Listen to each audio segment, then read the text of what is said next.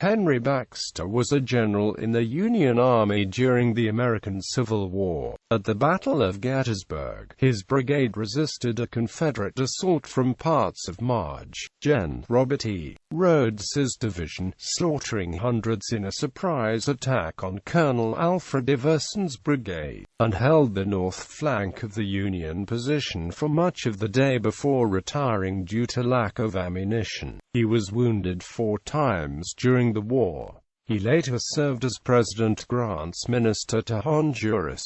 Early life and career. Baxter was born in Sydney Plains, Delaware County, New York. His grandfathers had both served in the American Revolutionary War. In 1831, he and his father moved to Jonesville, Michigan. In 1849, he traveled to California with a company of 30 men in search of gold, returning in 1852 to Jonesville to become a miller. He commanded the military unit he organized known as the Jonesville Light Guards.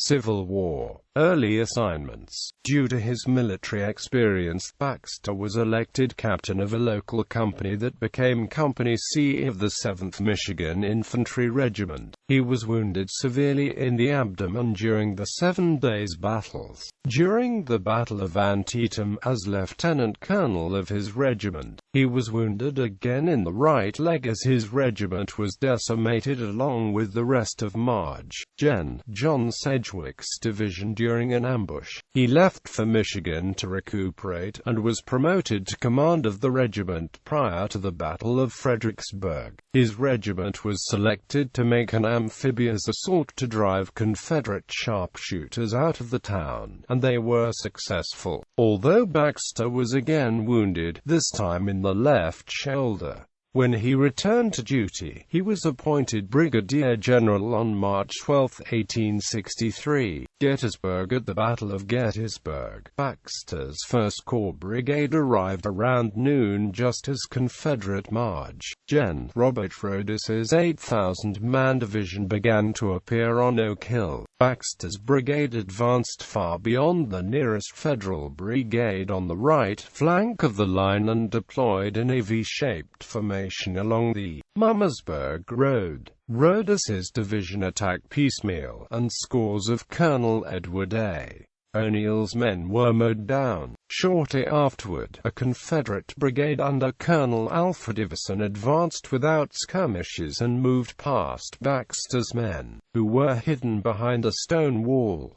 Suddenly, the men of Baxter's brigade rose up and delivered a lethal fire into the North Carolinians. In one of the most one-sided exchanges during the war, Baxter's surprise attack killed, wounded and captured 758 of 1,300 men in Confederate Iverson's brigade and eliminated it as an effective fighting force in under 10 minutes. Running low on ammunition, Baxter's men withdrew to the north end of Cemetery Ridge. Having lost all of the officers on Baxter's staff and close to half the brigade in defense of the 1st Corps right flank, he received glowing praise from his division commander, Maj.Gen. John C. Robinson, and a subordinate wrote that, "I wish to say one word outside of my regiment in regard to Generals Baxter and Robinson. They were on every part of the field, encouraging and stimulating the men by the presence and bravery." Baxter retained command of his brigade during the reorganization of the Army of the Potomac in March 1864, a sign that he held the confidence of his superiors.